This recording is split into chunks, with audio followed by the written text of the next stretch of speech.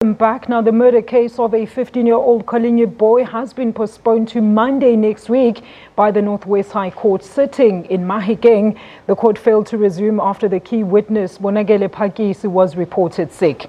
Now, the defense was supposed to continue with their cross-examination of Pakisi, who alleges that he saw 15-year-old Mathlomola Mosweu of Coligny being thrown from a moving bakkie on the 20th of April last year. Now, the death of the teenager sparked violent protests across the rural town. Peter Doordewaard and Philip Skitter are being charged with murder, although the duo maintains that Mathlomola had stolen sunflower and that he had jumped from their bakkie while they were taking him to the police station. Bonakele alleges that he saw Skitter throwing Mathlomola from the moving vehicle.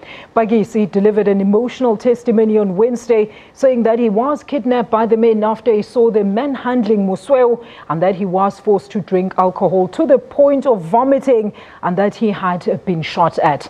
Now, during cross-examination on Thursday, the defense pointed out some discrepancies in Pakisi's testimony on Wednesday, as well as the content of two of his sworn statements.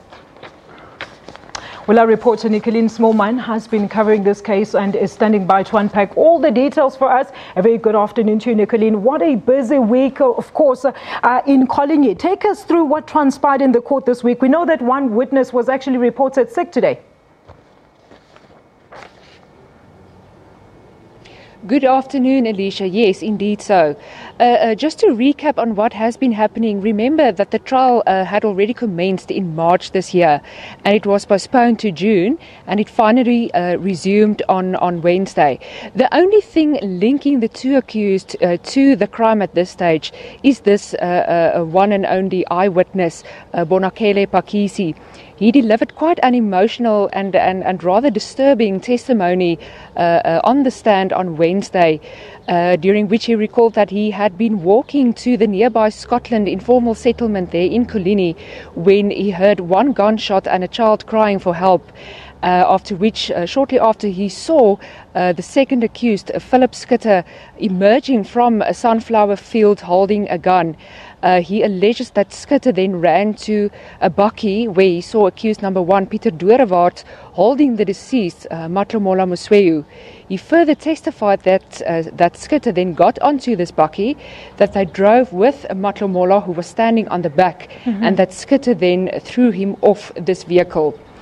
He then alleged that they made a U-turn, they turned around, on realizing that he, being Pakisi, might have seen what had transpired, and then they kidnapped him. He further testified that he was taken to various locations across Coligny and on the outskirts of town with a badly injured Mathlomola on the back of the bakkie, bleeding profusely.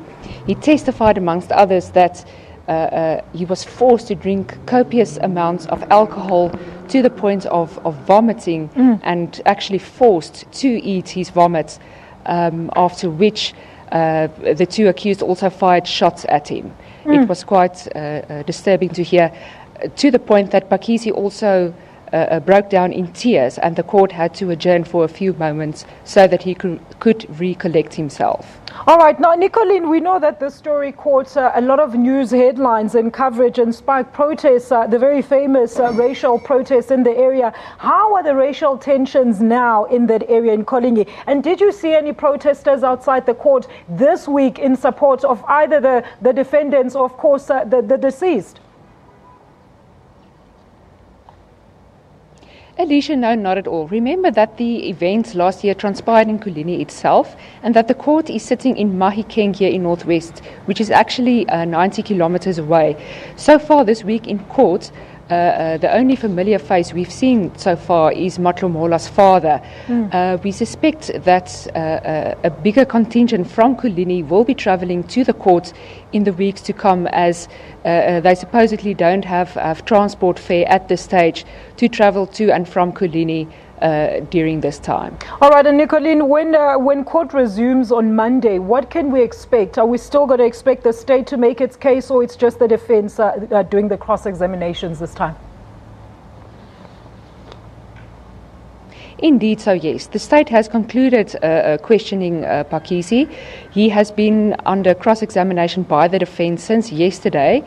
during which they pointed out some discrepancies in his testimony from Wednesday and 2 of the affidavits he has made to police.